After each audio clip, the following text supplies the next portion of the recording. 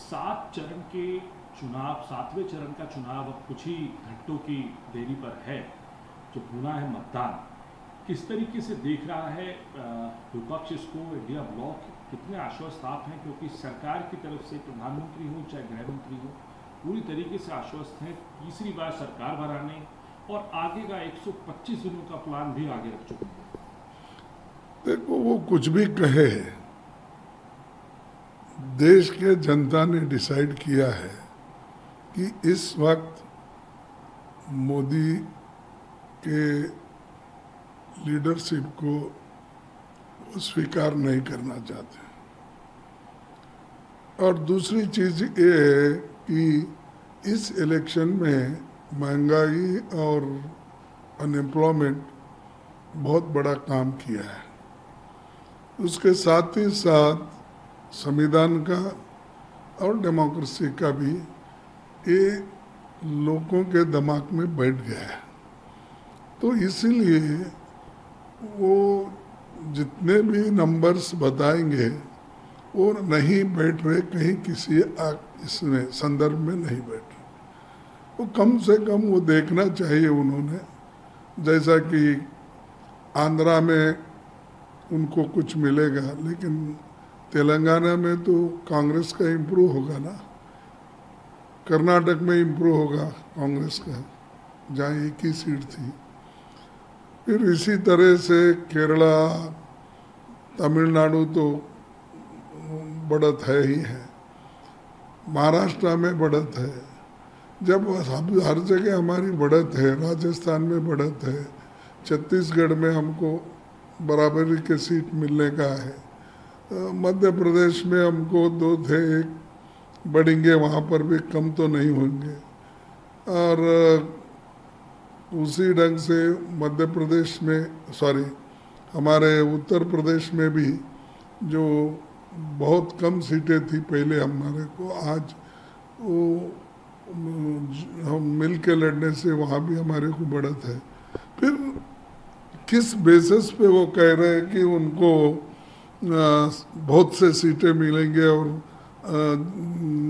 400 पार करेंगे, ये स्लोगन जो दे रहे हैं, ये लोगों को मैं समझूंगा कि लोगों को एक बेवकूफ़ करने की बातें हैं। तो और ऐसा उनका रवैया पहले से है, और कोई वो नंबर उतना बना नहीं सकते। हमको लगता है कि गठबंधन की सरकार आ जाएगी। सर, आप लोगों का मैनिफेस्टो हो और आपने कहा संविधान, एक रिजर्वेशन भी बड़ा मुद्दा रहा है पूरे चुनाव में, प्रधानमंत्री के भाषणों में हो कि रिजर्वेशन जो है हम किसी को लेने नहीं देंगे, आप लोग अपीजमेंट करना चाहते हैं। आप लोगों की तरफ से बार बार ये कहा गया कि हम जो है गिनती करवाएंगे।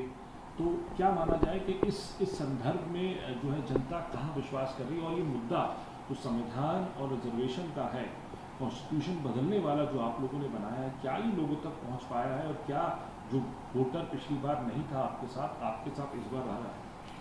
बहुत से लोग समझ गए हैं किस तरीके से इन्होंने अपने रिजर्वेशन को ख़त्म कर रहे हैं। अगर ख़त्म नहीं करते या उनके दिल में इनके लिए अच्छी भावना होती, वो सेंट्रल गवर्नमेंट में 30 लाख वैकेंसी भर देते। उसमें से तो आधे से ज़्यादा गरीबों को ही मिलने वाले, दलित, पिछड़ा, इनको ही मिलने वाले थे। तो वो उन्होंने नहीं किया। हर चीज़ वो कहते हैं कि बदलेंगे। कैसा बदलेंगे? संविधान में तो ये है, शेड्यूल कास्ट के लिए तो इन्होंने नहीं बनाए, ये तो डॉक्टर अंबेडकर जी ने लड़के गांधी जी के साथ संवाद करके उनसे अश्योरेंस लेके रिजर्वेशन वहाँ से शुरू हो गई कि जो आने वाले संविधान में भी इसको लिया गया। जिसको इससे पहले जो हुआ था वो पुनः पैक्ट में बातचीत हो गई थी, और वो आगे बढ़ी, और आगे बढ़ने के बाद सभी ने माना। पंडित और महात्मा गांधी जी ने सबको मनवाया पंडित जवाहरलाल नेहरू जी को, वल्लभ भाई पटेल को, सभी को मनवाने के बाद आखिर में ये रिजर्वेशन क्लॉज कॉन्स्टिट्यूंट असेंबली के डिबेट के बाद आया। इनका क्या है उसमें? इन्होंने क्या कहा? मेहनत तो किए डॉक्टर बाबा साहब अम्बेडकर और पंडित जवाहरलाल नेहरू, ये सभी ने स्वीकार किया, उसको स्वीकार करके वही चल रहा है। 10 साल एक्सटेंशन होते। जब तक इस देश में अस्पृश्यता है और उनको समान दृष्टि से जब तक देखा नहीं जाता या समान दृष्टि से उनको हक नहीं मिलेगा, तब तक रिजर्वेशन ये रहेगा।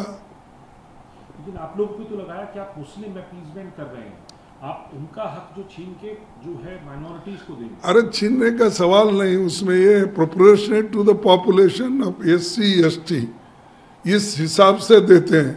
उनका छीन के इनको कैसा दे सकते हैं? हाँ, जो भी असेंबली और पार्लियामेंट सीट, आज जिला पंचायत सभी में क्या है? Reservation proportionate to the population है, उस प्रोपोर्शनेट देते हैं। और MP सीट, MLA सीट, जिला पंचायत अध्यक्ष, म्यूनसिपालिटी, वो भी प्रोपोर्शनली करते हैं। इनका छीनने का कहाँ गया अभी? अब जो स्टेट रहती है, स्टेट वाले वहाँ के जनसंख्या के आधार पर वो हर स्टेट रिजर्वेशन देता है, तो हमारा छीन के उनको देने का कहाँ से आया? ये लोगों को झूठ नहीं बोलना चाहिए। सर, प्रधानमंत्री 45 घंटे के उपवास पर बैठे हैं जो कन्याकुमारी के अंदर। आपकी पार्टी ने इस पे आपत्ति भी जताई है। क्या क्या क्या आप लोगों की आपत्ति है और जो है क्या आपका इसके ऊपर रिएक्शन?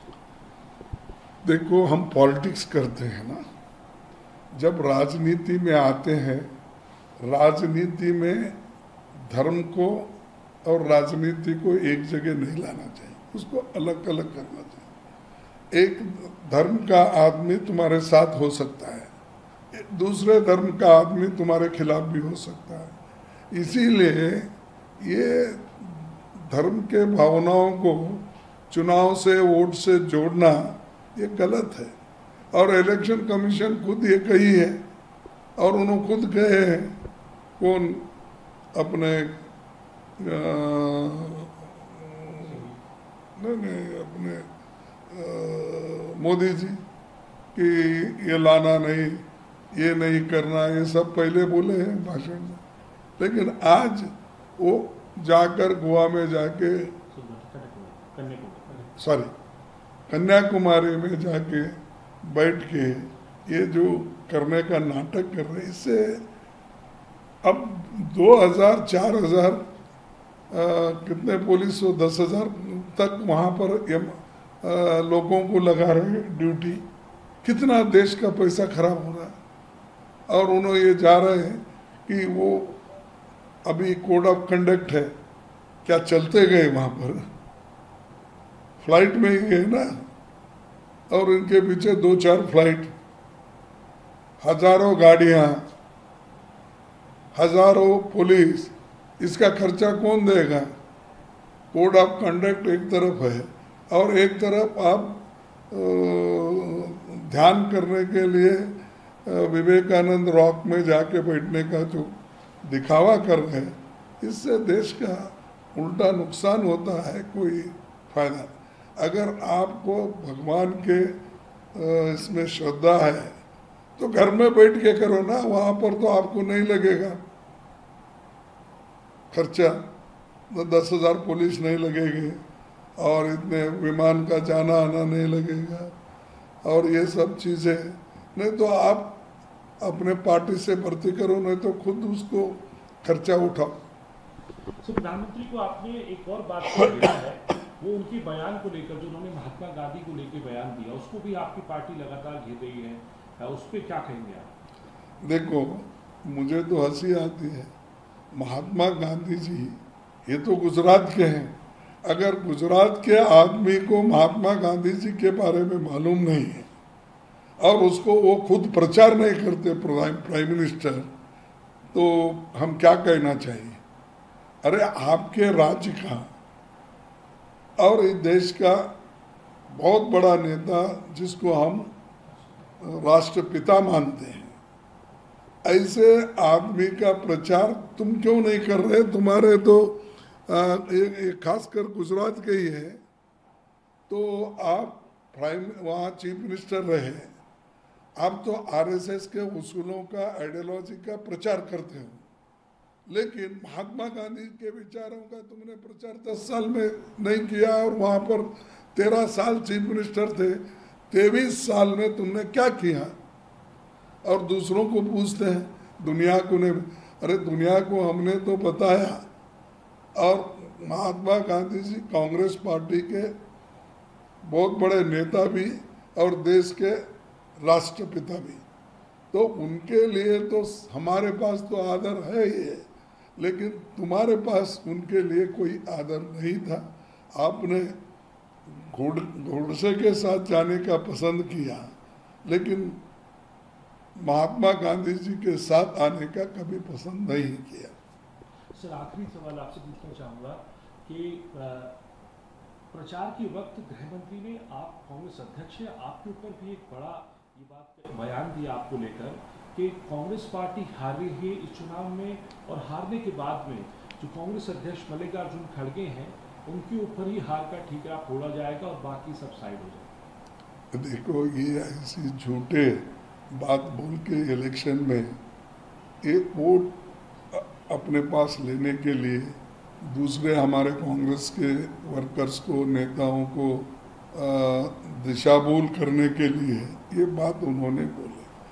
अभी हमने यही बोला है उनको कि आप लोग जल्दी जगह खाली करने वाले हैं, वो जगह हमारे पार्टी को मिलेगी, और उसके बाद में हम वो नौकरी पे वहाँ जाएंगे, और तुम लोग क्या संन्यास लेके आज जो बैठ रहे हैं वैसा विवेकानंद आश्रम में जाके बैठो, या यहाँ पर जो हमारे अष्टलिंग्स हैं वहाँ भी जाके बैठ सकते कहीं भी। तो तुम्हारी जगह तो खाली होने वाली है, तुम दूसरों को क्यों बोल रहे हैं खाली करेंगे?